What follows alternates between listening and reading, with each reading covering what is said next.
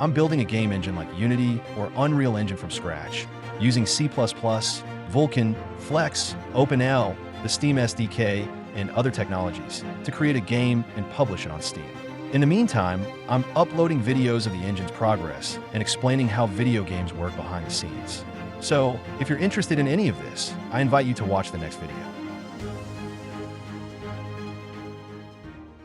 For the past month or so, I've been working on a wide variety of things. I started with visual effects like Cubemap lookup tables, and then I added an input system, animation blending, simmed, modified my custom 3D model format, and optimized the animation system. This video will cover all of that. A cube map, or 3D texture, is basically like a conventional 2D image, but with an extra dimension. You can think of it as having three-dimensional cubes instead of flat pixels, and each cube has a color. The visual effect of Cubemap lookup tables took me 4 days to create. It's similar to using a color palette when creating pixel art, except the colors are chosen automatically. Once the 3D game scene is rendered, a shader is invoked that scans the rendered image pixel by pixel.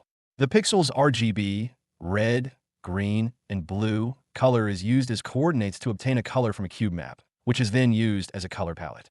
Finally, the pixel's color in the rendered image is replaced with the cube map's color, allowing you to change the game's aesthetic simply by changing the cube map. If the cube map only contains dark, muted colors, the game will have a more somber appearance, while if it features very energetic colors, it will have a more lively effect. The input system took me approximately 10 days to develop. This system is responsible for allowing users to interact with the game and its entities using joysticks, keyboards, and mouse. For example, when a joystick is connected, it will automatically invite me to join as a new player, and when a button is pressed, it will split the screen in two.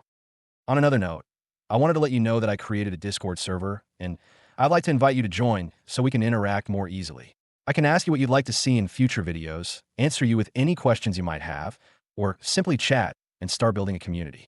If you'd like to join, please use the link I'll try to leave in the description, or you can find it in the link tree on my channel profile. At this point, I've been working for almost 15 days with no visual progress, so I decided to focus on something more eye-catching to regain motivation. The goal was to add animation blending, but instead of dedicating myself directly to this, I decided to optimize my animation system, which updates the animations of these 5 models at 5,000 frames per second.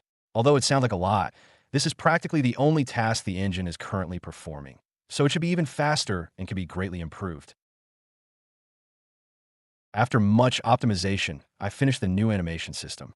During the process, I went through many stages where the animations weren't running perfectly.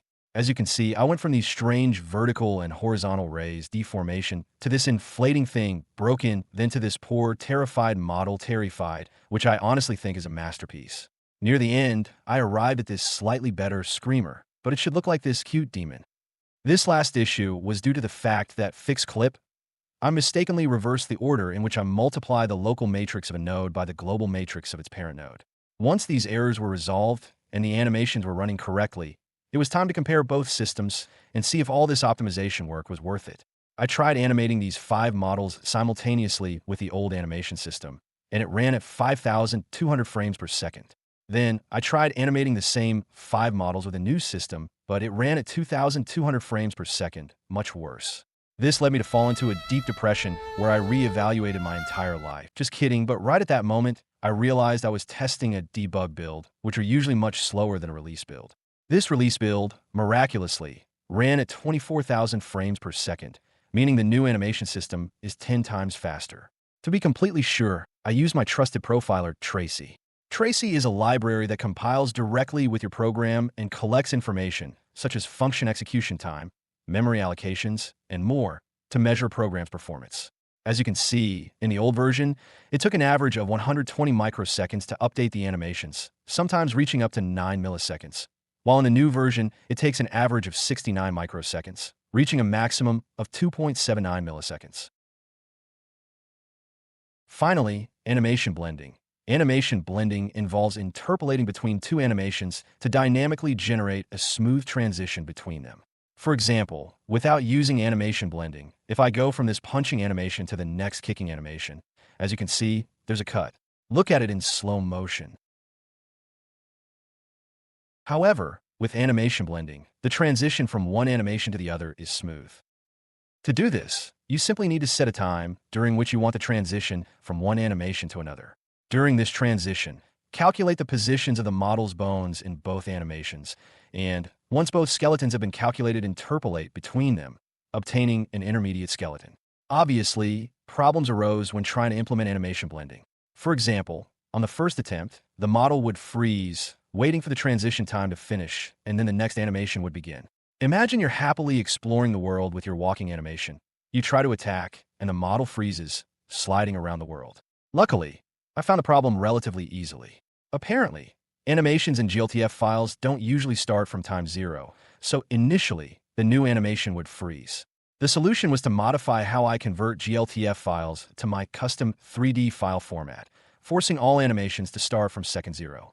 Then, I recreated the model in question, and there's no more freezing, but now it seems like the next animation restarts when the transition finishes. This time, the error was even simpler. When checking if the transition time had been exceeded, it would first reset the blending timer, transition time, and then assign this value, 0, to the current animation time, thus starting over from 0. The solution was simply to reverse the order in which these operations were performed, and now animation blending is finally implemented. Currently, I'm dynamically allocating memory to store the skeleton of the second animation, which is a terrible practice since dynamically allocating memory during a frame is a time-intensive operation and can cause frame rate instability. It's not good for the engine to repeatedly jump from 30 frames per second to 60 frames per second, as this breaks the sense of fluidity. Therefore, I should use a custom memory allocator, which are basically objects or structures responsible for reserving large, very large, blocks of memory at safe times, for example, when the game starts or when a new world is loaded. Before I say goodbye, I'd like to invite you all again to the Discord server so we can start building a community. That's all. I hope you enjoyed the video. If you did, I'd appreciate it if you left a like, comment, and share. I'm going on vacation soon, so I probably won't be uploading videos for a while, or maybe I'll post something on TikTok or share a sneak peek on Discord.